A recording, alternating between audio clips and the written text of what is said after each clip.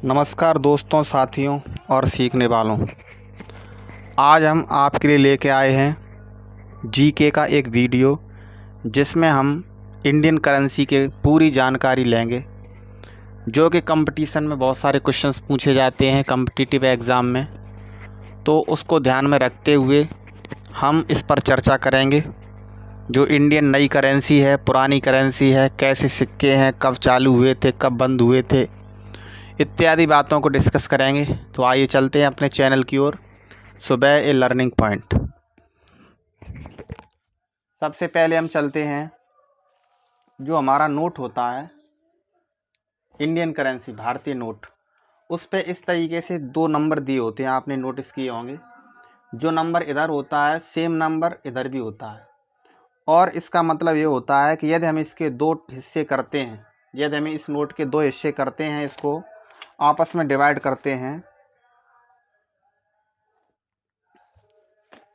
इस तरीके से, यदि हम इसके दो हिस्से करेंगे तो इसमें हम कोई दूसरा नोट नहीं जोड़ सकते हैं, क्योंकि यदि हम इसमें आधा दूसरा नोट जोड़ेंगे तो ये दोनों नंबर सेम नहीं होंगे, तो ये दोनों नंबर मैच नहीं होंगे। तो इस तरीके से हम किसी भी अन्य नोट का हिस्सा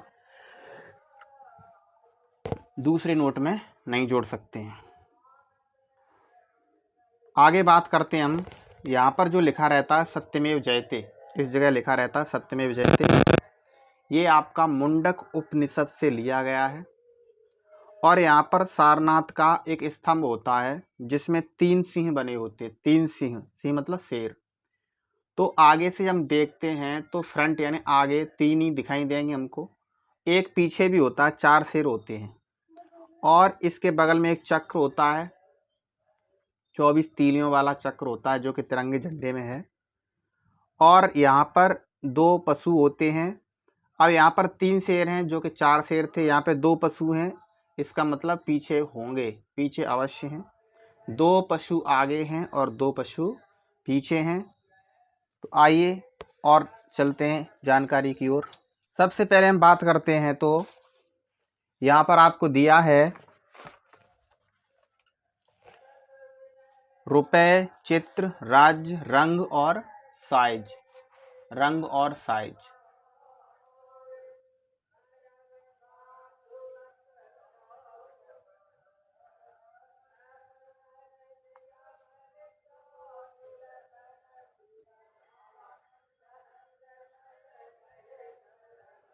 यहाँ पर दिया आपको रुपए, चित्र, राज्य, रंग और साइज।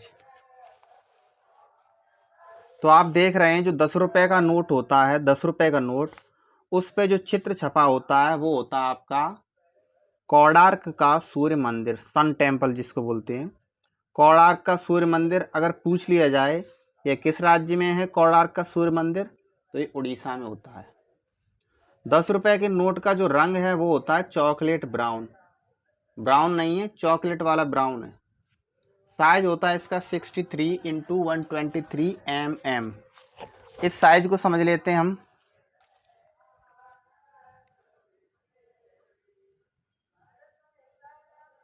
यहाँ पर दिया है, 2 तरह के हमने साइज बनाए हैं। एक जो दिया है वो है 63, इधर दिया है 66 और 66। मतलब 10 रुपये और 20 रुपये के जो नोट होंगे, उनका जो ये वाला हिस्सा होगा, ये ठीक है, इसको लंबाई बोलेंगे, चौड़ाई बोलेंगे, कुछ ही बोल सकते हैं। ये वाला जो हिस्सा है यहाँ से लेके यहाँ तक सेम रहता है। तो ये आपका 63 mm का है। कितने रुपए के नोट का? 10 रुपए के और 20 रुपए के नोट का। और 50 रुपये, 100 रुपये, 200 रुपये और 500 रुपये का जो है, उसमें ये 63 इसमें 10-20 में था, लेकिन ये 50 रुपये से लेकर 500 रुपये तक का आपका 66 है। ठीक है, इनकी लंबाई में फ़र्क पड़ेगा, हर नोट की लंबाई में फ़र्क पड़ेगा, लेकिन यहाँ पर 50 से 500 तक में इधर चौड़ाई में कोई फ़र्क नहीं पड़ेगा, लंबाई में फ़र्क पड़ेगा। ठीक है, 10 रुपये और 20 रुपये का साइज एक है, ठीक है, लंबाई में अंतर रहेगा। और 50 रुपये से 200 रुपये तक का साइज ये रहेगा।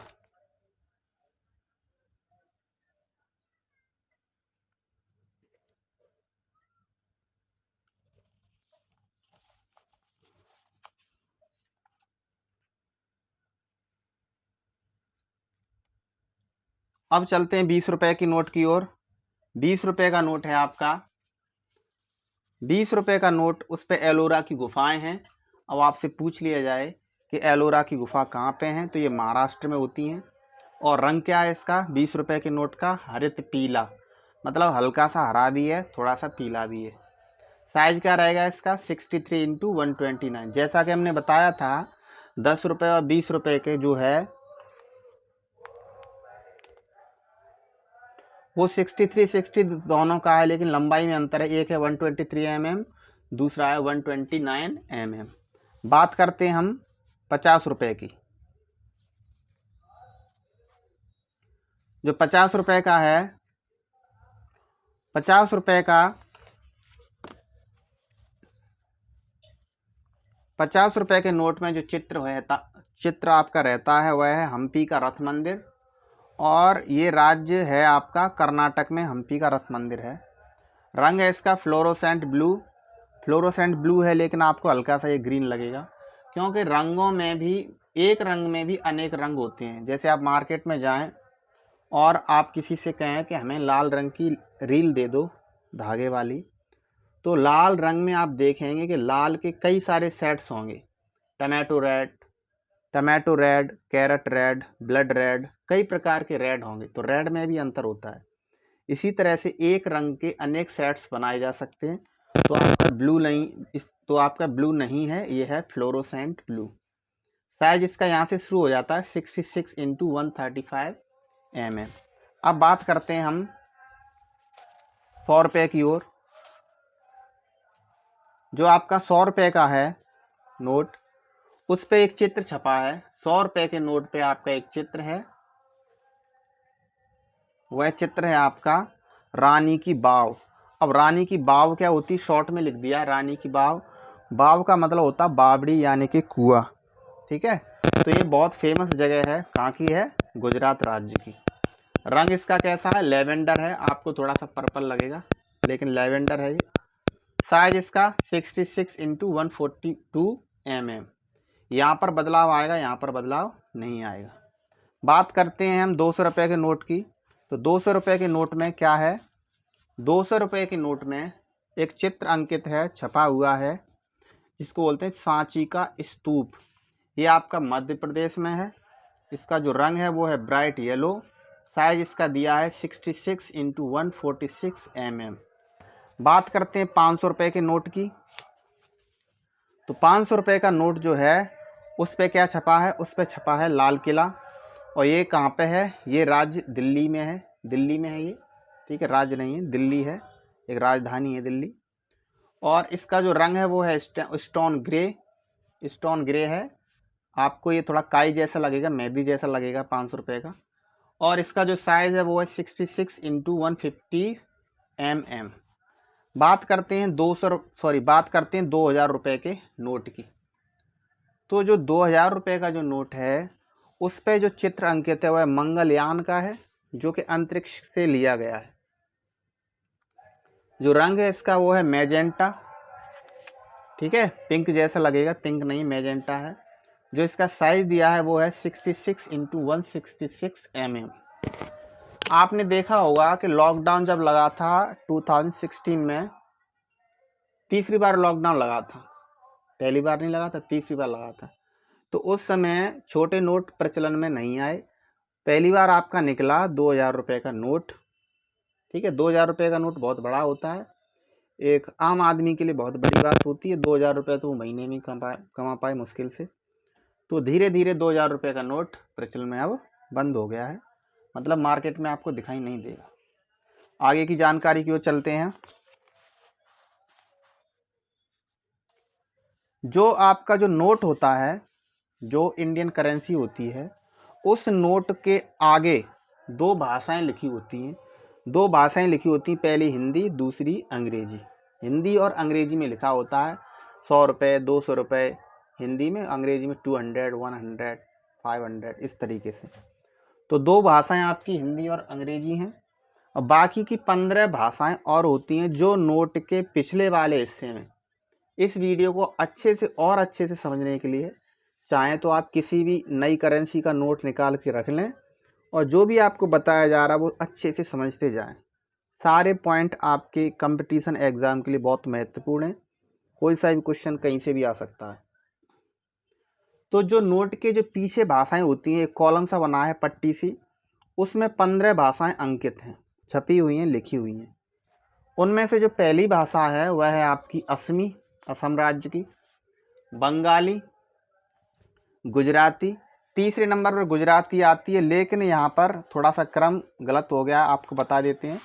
तीसरे नंबर पर गुजराती है, लेकिन जो चौथे नंबर की भाषा है वो है कन्नड़। ठीक है, जो चौथे नंबर की भाषा है वह है आपकी कन्नड़। पांचवे पे है कश्मीरी, बस एक एक ऐसे समझते जाएं बढ़ा के। पांचवे पे है कश्मीरी, छठवें पे है कोंकणी, सातवें पे मलयालम, आठवें पे मराठी, और 9 पे है आपका नेपाली, 10 पे है आपका उड़िया, 11 पे है पंजाबी, और 12 पे है संस्कृत, 13 पे है तमिल, 14 पे है तेलुगु, और लास्ट में 15वीं भाषा आपकी है उर्दू। उर्दू भाषा है। अब यहाँ पर थोड़ा सा कन्फ्यूजन होगा, जो उर्दू भाषा है और जो कश्मीरी भाषा है वो आपको सेम सी लगेगी, कि ऐसा लगेगा ये दोनों भाषाएं उर्दू हैं, लेकिन उर्दू नहीं है, वो कश्मीरी भाषा है। ठीक है, आगे बात करते हैं हम। ये तो हमने भाषा की बात की।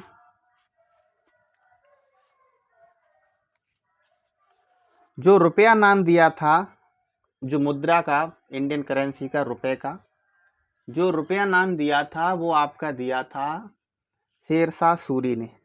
और शेरशाह सूरी ने ही बनवाई थी जीटी रोड, जो NH1 और NH2 दोनों मिला के जीटी रोड कहलाती है। ठीक है, NH यानी कि नेशनल हाईवे, बड़ी बड़ी सड़कें। इसके बाद हम बात करते हैं जो रुपए की डिजाइन तैयार की थी। जो रुपए की डिजाइन तैयार की थी वो की थी D उदय कुमार ने। पहले जो रुपये की डिजाइन होती थी वो इस तरह की नहीं होती थी। ठीक है, इस तरीके से लिखा है।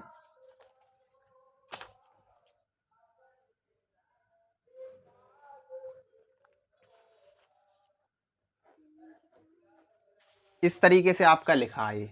ठीक है, ये आपका लिखा है, तो पहले इस तरह की डिजाइन नहीं होती थी।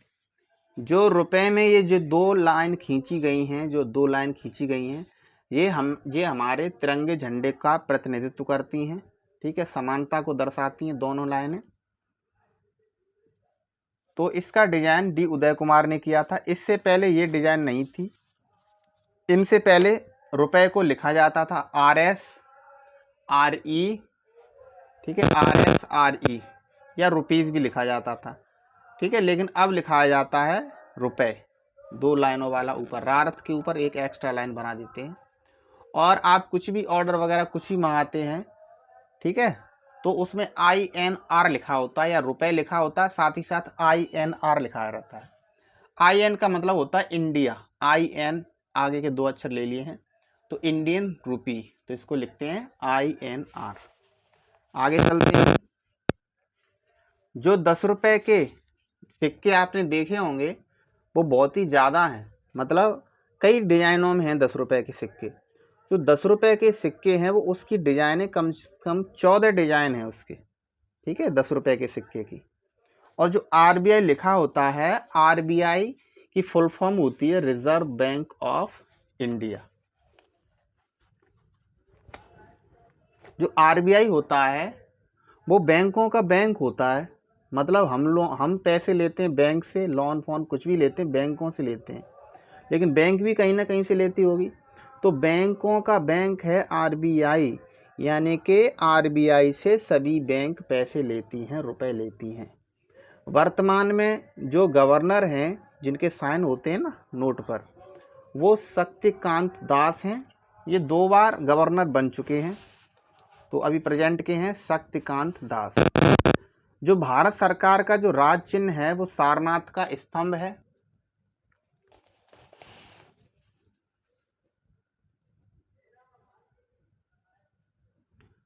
भारत सरकार का जो राज चिन्ह है वो है सारनाथ का स्तंभ, जो कि अशोक सम्राट द्वारा बनवाया गया था। सारनाथ का स्तंभ ये गौतम बुद्ध का यानी महात्मा बुद्ध का पहला उपदेश स्थान बना था। सारनाथ का स्तंभ। तो आपने देखा होगा कि नोट पर जो सारनाथ का स्तंभ होता है गोल गोल में, अभी बताया था हमने, उसमें सत्यमेव जयते लिखा होता है। या कहीं भी आपने सरकारी कार्यालयों में देखा होगा सत्यमेव जयते जो लिखा होता है, नोट पर भी लिखा होता है, उसका मतलब होता है सत्य की जीत होती है, विजय होती है। और जो लिया गया है ना सत्यमेव जयते शब्द, ये लिया गया है आपका मुंडक उपनिषद से। सारनाथ के स्तंभ में महात्मा बुद्ध का जीवन चित्रित है, जो बौद्ध धर्म को दर्शाता है। बुद्ध का पहला उपदेश स्थल सारनाथ ही बना था, और महात्मा बुद्ध को द लाइट ऑफ एशिया भी कहा जाता है। लाइट ऑफ एशिया यानी एशिया के प्रकाश। जिस तरह से आपने देखा होगा, कहानी सुनी होगी, राजा हरिश्चंद्र ने अपनी परीक्षा को पूरा करने के लिए अपने परिवार का त्याग कर दिया था और उन्होंने सत्य का साथ नहीं छोड़ा था। इसी तरह से एक व्यक्ति और रहे हैं जिनका नाम है महात्मा बुद्ध, गौतम बुद्ध। इन्होंने भी सत्य की खोज के लिए, ठीक है, मृत्यु क्या होती है इससे मुक्ति पाने के लिए इन्होंने खोज की कि दुख का कारण क्या है। तो इस तरह से खोज के लिए निकले थे। तो पूरी एशिया का इन्हें प्रकाश कहा जाता है, द लाइट ऑफ एशिया। किसको? महात्मा बुद्ध को। आगे हम चलते हैं।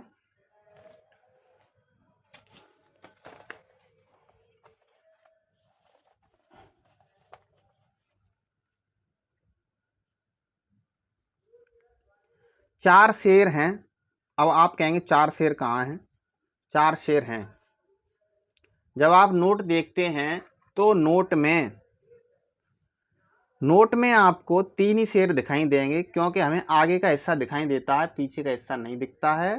तो आगे हैं तीन शेर और पीछे है एक शेर। तो जो चार शेर हैं वो हैं प्रतीक, शक्ति, साहस, आत्मविश्वास व गौरव को दर्शाते हैं। चार शेर। इसी तरह से चार पशु भी हैं। सत्यमेव जयते के ऊपर एक चक्र है जिसमें 24 तीलियां हैं, जो कि आपकी 24 तीलियां यहीं से ली गई हैं, ठीक है। 24 घंटे के लिए निरंतर कार्य करने के लिए चक्र चलता रहे निरंतर। तो जो चार पशु हैं वो हैं सत्यमेव जयते के ऊपर अंकित हैं, वो हैं आपके शेर, हाथी, घोड़ा और सांड। लेकिन आपको केवल दो ही पशु दिखाई देंगे। वो दो पशु हैं आपके घोड़ा और सांड। लेकिन आपको सांड को हम वृषभ कहते हैं। तो यहाँ पर दो हमें नहीं दिखाई देते, शेर और हाथी, क्योंकि वो पीछे की साइड में है। फ्रंट में हमको केवल घोड़ा और सांड दिखाई देते हैं। आगे चलते हैं हम। अब जो चार पशु हैं वो क्या है? शेर शक्ति का प्रतीक है, हाथी बुद्ध के जीवन का प्रतीक है, क्योंकि सफेद हाथी महात्मा बुद्ध की माँ को दिखा था, ठीक है, उनके जन्म से पूर्व। तो हाथी बुद्ध के जीवन का प्रतीक है। बैल है बुद्ध की राशि, वृषभ राशि है उनकी। और घोड़ा है जीवन का सच ढूंढने में सहायक। महात्मा बुद्ध के घोड़े का नाम था कंथक। जब ये घर से निकले थे तो ये अपने घोड़े को लेकर निकले थे, लेकिन बाद में इन्होंने घोड़ा भी छोड़ दिया।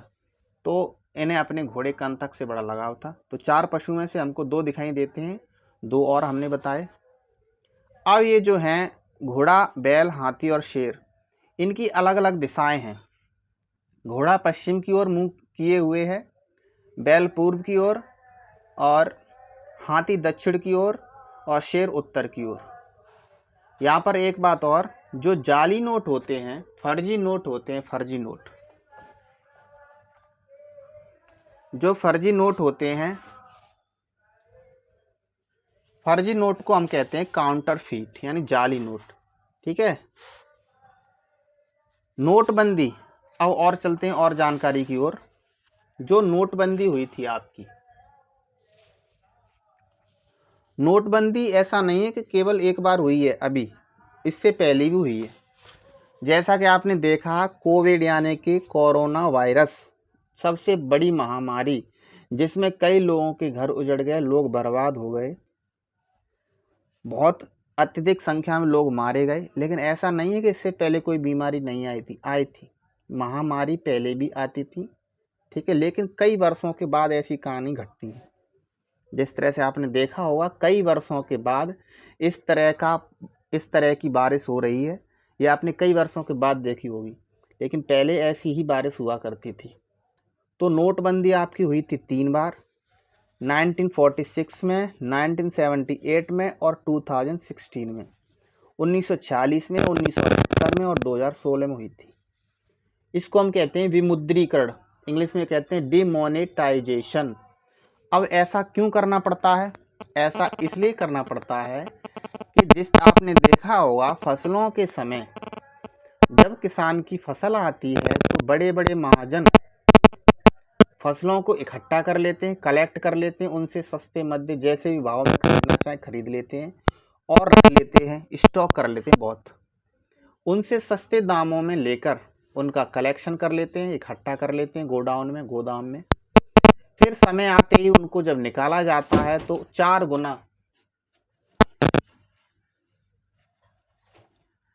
गुना रेटों पर बेचा जाता है। मतलब काला धन, गलत तरीके से कमाया गया धन, गरीबों को चूसने वाला धन। इसी तरह से नोट जो होते हैं बड़े बड़े बंडल, ठीक है, 500, 1000 जो भी बड़े नोट होते हैं, तो जो गलत तरीके से पैसे कमाते हैं वो नोटों को इकट्ठा भी करेंगे, तो नोटों को इकट्ठा कर लेते हैं। इस काले धन को रोकने के लिए, मतलब कमाई मेहनत की करें तो ठीक, लेकिन काली कमाई करेंगे तो गरीबों को परेशानी करेंगे।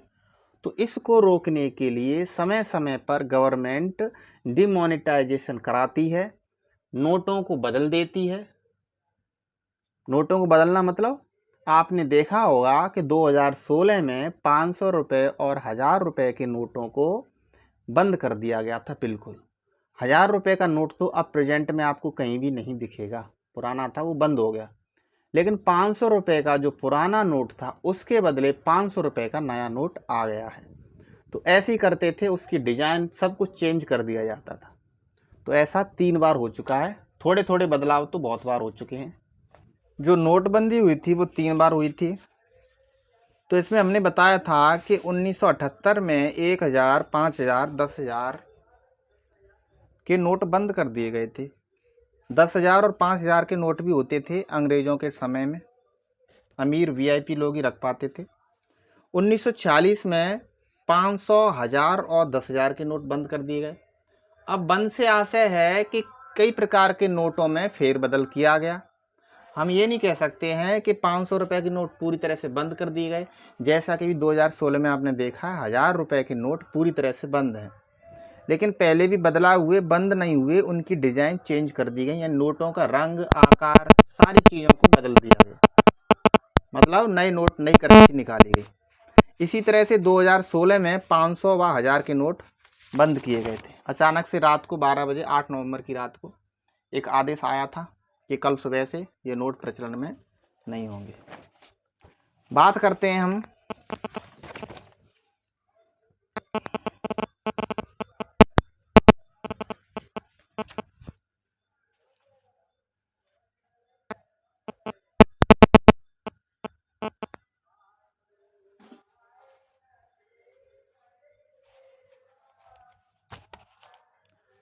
500 रुपये का पुराना नोट, उसके पीछे दांडी मार्च, दांडी यात्रा बोलते थे इसको, का चित्र है। 1000 रुपये पे भारत की अर्थव्यवस्था का चित्र हुआ करता था। अब तो धीरे धीरे हम भूल ही जाएंगे क्या चित्र हुआ करता था। भारत में टकसाल 4 जगह है। टकसाल को कहते हैं मिंट, जहां पर नोट, सिक्के, जहां पर सिक्के बनाए जाते हैं, तो वो हैं 4 जगह हैं, कलकत्ता, मुंबई, हैदराबाद और नोएडा। टकसाल को कहते हैं मिंट अंग्रेजी में। आगे चलते हैं हम। जो मिंट होती थी, टकसाल होती थी, उनमें क्या होता था, जो सिक्के होते थे, जो टकसाल, यानी पता चले कि नोएडा की टकसाल है तो उसमें डॉट का चिन्ह होता था, यानी फुल स्टॉप का चिन्ह। इससे आप पता कर सकते हैं कि नोएडा के सिक्के हैं। हैदराबाद पर स्टार होता था और मुंबई वाले पर, मुंबई वाली टकसाल की पहचान थी कि उसमें डायमंड का चिन्ह हुआ करता था। इसी तरह से कलकत्ता पे किसी प्रकार का चिन्ह ही नहीं हुआ करता था। भारतीय नोट का जो कागज है वो 80% जर्मनी, यूके और जापान से आता है। आप देखते होंगे कि जो हमारी बुक्स वगैरह छपाई होती है तो बुक्स का कागज़ तो यहीं के यहीं मिलता है। कोई बुक का अच्छा पेज होता है, किसी बुक का बहुत ही बेकार पेज होता है। तो हम बुक में पेज नहीं देखते, हम बुक में देखते हैं उसका मैटर कि क्या अच्छी चीज़ लिखी गई है। तो पेज पे हम नहीं गौर करते। लेकिन जो भारतीय नोट होता है उसकी छपाई के लिए हर चीज़ पर गौर किया जाता है ताकि कोई आसानी से जाली नोट नहीं बना सके। और बहुत से जाली नोट आ भी जाते हैं मार्केट में, लेकिन वो कितनी भी कोशिश करें जाली नोट बनाने वाले, वो पकड़े ही जाते हैं, क्योंकि उनमें बहुत सारी चीज़ें होती हैं, कई प्रोसेस होके वो चलता है। तो इसलिए वो सक्सेस नहीं हो पाते और ना ही होनी चाहिए। तो भारतीय नोट का जो कागज़ है वो 80% जर्मनी, यूके और जापान से आता है। 20% आता है एमपी के होशंगाबाद से। 25 पैसे पर जो आपके पहले 25 पैसे होते थे जिसको आप चवन्नी बोलते थे, उस पर गैंडा हाथी का चित्र हुआ करता था, राइनोसर्स। और जो 50 पैसे का सिक्का हुआ करता था उस पे होती थी संसद भवन, पार्लियामेंट। और 1 रुपए के सिक्के पर 2 बालें हुआ करती थी, गेहूं की बालें, जो कि आपको मक्के जैसी लगती होंगी, वो गेहूं की बालें हैं। 2 रुपए की बात करें,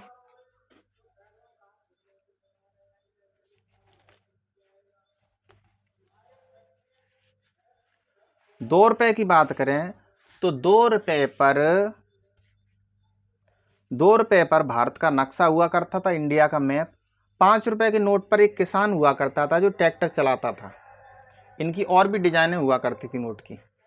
10 रुपए के नोट के 10 रुपए का जो नोट है उस पे आपको जानवर दिखते थे, हाथी, शेर वगैरह ऐसे करके, पुराने नोट पर। नए नोट कपास, कॉटन, कपास जो होती है उसमें रुई निकलती है, उसको कॉटन बोलते हैं। तो कॉटन के कागज से बनाए जाते हैं। इंक इसकी बाहर से आती है, ठीक है। इसके बाद नोट जो प्रिंटिंग प्रेस है वो आपकी 4 जगह है, नासिक, देवास, मैसूर और सालबोनी यानी कि पश्चिम बंगाल में। नोट छापने की मशीन, नोट के बारे में सब कुछ बता रहे हैं। नोट छापने की जो मशीन है वो 100 से 500 करोड़ की आती है, ठीक है।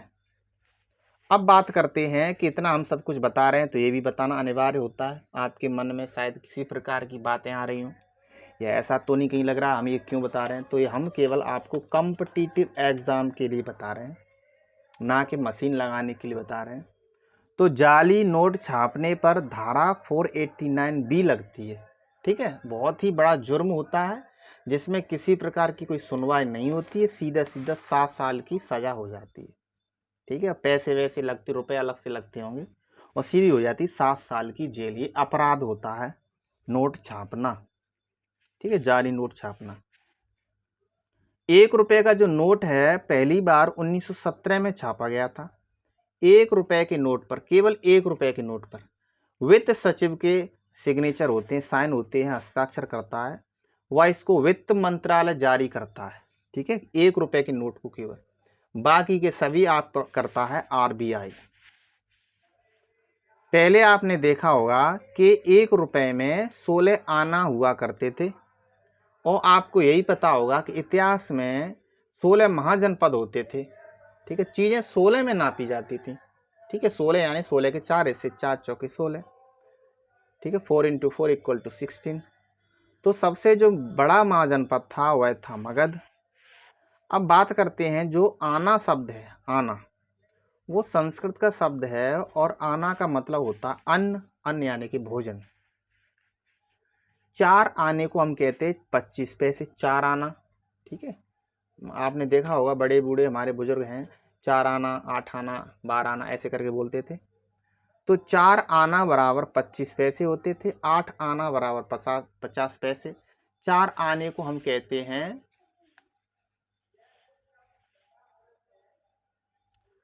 4 आने को हम कहते हैं 25 पैसे, 8 आने को कहते हैं हम 50 पैसे, और 16 आने को कहते हैं 1 रुपया, ठीक है। अब 1 रुपये बराबर 100 पैसे होते हैं, लेकिन पहले 100 पैसे नहीं होते थे, पहले होते थे 64 पैसे 1 रुपये में। आगे बढ़ते हैं, रुपया यहाँ तक आया, यानी कि शेरशाह सूरी ने रुपया नाम दिया है। इससे पहले इसके क्या क्या नाम हुआ करते थे या मुद्रा किस नाम से जानी जाती थी। तो आपने हिंदी मुहावरे सुने होंगे, मैं तुम्हें फूटी कौड़ी नहीं दूंगा। अब आपके दिमाग में आ रहा होगा ये फूटी कौड़ी की क्यों बात कर रहा है, मुझे तो पैसे की आवश्यकता है। तो फूटी कौड़ी एक मुद्रा होती थी। अब मुद्रा से पहले हम बात करते हैं, लोग चीजें खरीदते और बेचते भी थे। तब रुपए या मुद्रा नहीं होती थी, तब होता था वस्तु विनिमय। वस्तु विनिमय यानी कि एक्सचेंज, ठीक है। अनाज के बदले, तब अनाज हुआ करता था, अनाज के बदले हम अपनी आवश्यकता की चीजें ले लेते थे, या जिसके पास अनाज नहीं है तो चीज़ों को बदल कर ले लेता था। जैसा कि हम आज वर्तमान में भी कर रहे हैं, चीज़ों को इंपोर्ट और एक्सपोर्ट करते हैं, यानी आयात और निर्यात। बहुत सी चीज़ें हैं, खाने पीने, हर प्रकार की चीज़ें, खाने पीने से संबंधित नहीं, बहुत सारी चीज़ें हैं, पहनने वाली, डिज़ाइन वाली, हर प्रकार की। तो बहुत सी चीज़ें ऐसी हैं जो हमारे इंडिया में नहीं होती हैं, तो उनको हम बाहर से मंगाते हैं। बहुत सी चीज़ें ऐसी हैं जो हमारे इंडिया में ज़्यादा होती हैं, तो ज़्यादा होती हैं तो बहुत से देश हमारे देशों से मांगते हैं, तो उनको हम देते हैं। जैसे कि आपने देखा, पानी हमारे यहाँ बहुत ज़्यादा है, पेट्रोल नहीं है, तो पेट्रोल बाहर से आता है, पानी यहाँ से जाता है। बहुत सारी चीज़ें जाती हैं और आती भी हैं। तो इसी को कहते हैं वस्तु विनिमय। ये अनिवार्य हो जाता है, क्योंकि ऐसी बात नहीं है, एक दूसरे को आवश्यकता पड़ती है। आगे बढ़ते हैं, चलिए। फूटी कौड़ी, जैसा हमने बताया था, मैं तुम्हें फूटी कौड़ी नहीं दूंगा, घर से निकल जाइए, इस तरह की कहावतें आपने दोहा वगैरह सुने होंगे।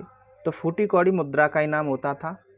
फूटी कौड़ी से बनी आपकी कौड़ी, कौड़ी से बनी दमड़ी, दमड़ी से बना धेला, धेला से पाई, पाई से पैसा, पैसा से आना, आना से रुपये। तो ये मुद्रा यहाँ तक आ गई है। जैसा कि हम अभी हिंदी बोलते हैं ना, तो हिंदी अभी वर्तमान की हिंदी है, इससे पहले उसका रूप बदलता गया। तो इसको समझ लेते हैं, क्या है ये फूटी कौड़ी। 3 फूटी कौड़ी बराबर होती थी 1 कौड़ी।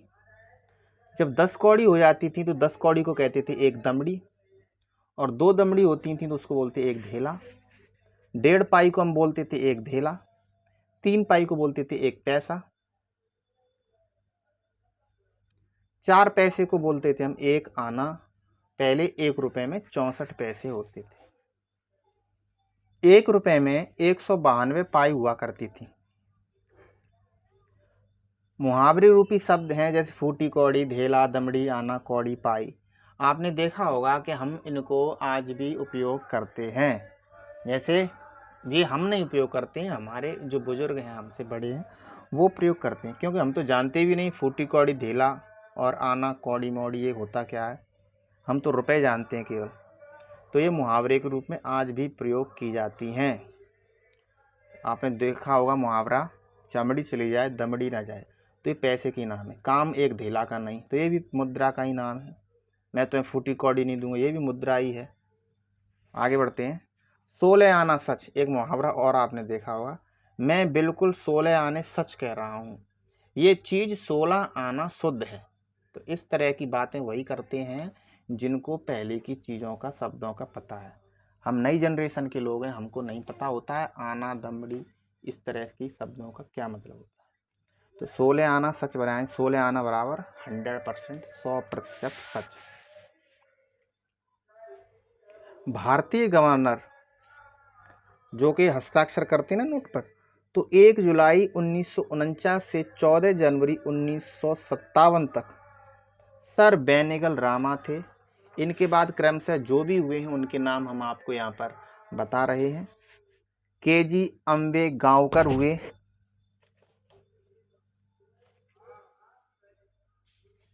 केजी अम्बेगांवकर हुए, उसके बाद हुए HVR आयंगर, उसके बाद हुए PC भट्टाचार्य, फिर हुए LK झा, उसके बाद BN अदारकर, उसके बाद हुए S जगन्नाथ, फिर हुए NC सेन गुप्ता, फिर हुए KR पुरी, उसके बाद हुए M नरसिम्हन, उसके बाद हुए आपके IG पटेल, फिर हुए मनमोहन सिंह, आगे हुए अमिताभ घोष, फिर हुए RN मल्होत्रा, उसके बाद हुए S वेंकट रमन, फिर हुए C रंगराजन, फिर हुए बिमल जालान। आप यहाँ से देखा होगा आपने, पुराने नोट 100 के हों तो उनमें आप देखेंगे C रंगराजन, वेंकट रमन, यहाँ से कहानी शुरू हो जाती है, वो तो बहुत पहले की हो जाती है।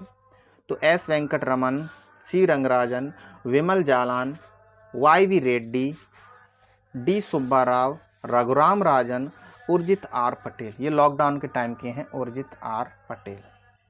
उसके बाद हैं शक्तिकांत दास, और ये तीन जो भी गवर्नर होते हैं 3 साल के लिए होते हैं, 18 से 21 तक थे, और फिर से पुनः इनको दोबारा बना दिया गया, किसको? शक्तिकांत दास को। तो यहाँ पर हमने पूरा जो नोट की जानकारी थी, मुद्रा, कलर, जो भी है चीज़ें, सबको बताने की पूरी कोशिश की, और ये हमने केवल आपको कॉम्पिटिटिव एग्ज़ाम के पर्पस से बताया। ठीक है, तो आपको जानकारी कैसी लगी इसके लिए हमें ज़रूर कमेंट करें, वीडियो को लाइक करें, और केवल लाइक ही करें, डिसलाइक ना करें, लाइक करें, क्योंकि आपको पता है वीडियो को बनाने में बहुत समय लगता है। ठीक है, तो आप लाइक करें, और लाइक नहीं कर रहे हैं तो डिसलाइक ना करें, हमें हतोत्साहित ना करें, उत्साहित नहीं कर सकते हैं तो हतोत्साहित ना करें। चैनल का नाम है हमारे सुबह ए लर्निंग पॉइंट। हमने जीके पढ़ाने का प्रयास किया है। जीके जब हम पढ़ाएंगे तो बिल्कुल रूट से पढ़ाएंगे, बिल्कुल जड़ से पढ़ाएंगे, और पूरा का पूरा पढ़ाएंगे।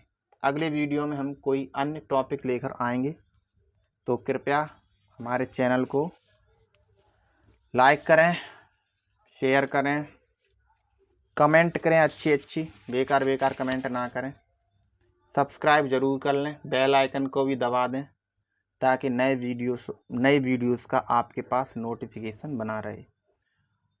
इसके बावजूद एक बात और करें, प्लेलिस्ट में चले जाएं। ठीक है, जब आप चैनल को सब्सक्राइब करेंगे तो उस पर चैनल पे ही चले जाएं, तो बहुत कुछ आपको मिलेगा। और इसमें हम 9 से लेकर 12 तक के अंग्रेजी को कवर करेंगे।